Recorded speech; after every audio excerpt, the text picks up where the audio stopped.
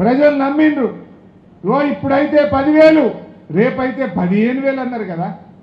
ప్రజలు నమ్మిండ్రు. నిజంగానే 15,000 రైతు బంధు వస్తుందన్నారు. ప్రజలు అనుకోలే, కళలో కూడా ఉన్న రైతు బంధు బంద్ అయిద్దని అనుకోలే వాళ్ళు. కరోనా వస్తే వరుసగా 2 ఏళ్ళు కరోనా వచ్చినా ప్రభుత్వానికి ₹1 ఆదాయం లేకపోయినా ఆ రోజు కేసీఆర్ గారు టైం మీద రైతు బంధు వేసిందా లేదా? నేను ఆర్థిక మంత్రిగా ఉన్నా. ఒకరోజు మీటింగ్ పిలిచిండ్రు.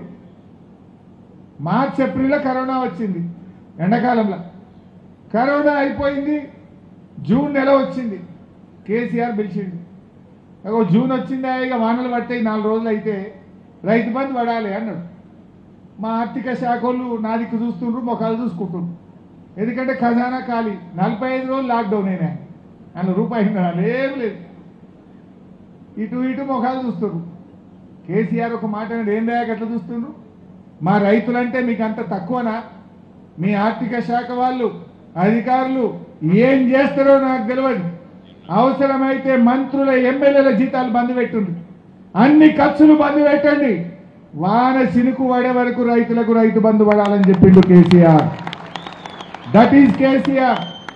అన్ని బంద్ పెట్టు, చినుకు పడే వరకు రైతులకు రైతు బంధు పడాలన్నాడు. పడ్డాయా పర్లేదా?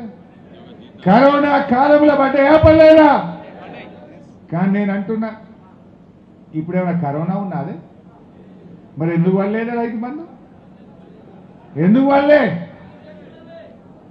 అంటే ఇప్పుడైతే 10, రేపైతే 17 అన్నాడు రేవంత్ రెడ్డి. కానీ ఇప్పుడు 15 పడకపోయే, కేసీఆర్ ఇచ్చే 10 కూడా పడకపోయే. రైతులకు మోసమైందా లేదా? మరి ఇలా రైతు బంధు 15,000 అని చెప్పి ఉన్న 10,000 కూడా ఇవ్వని, ఉన్న పాత పథకం ఇవ్వని ఈ రేవంత్ రెడ్డి మీద మనం పోరాటం చేయాలనా వద్దా? అడగాలనా వద్దా?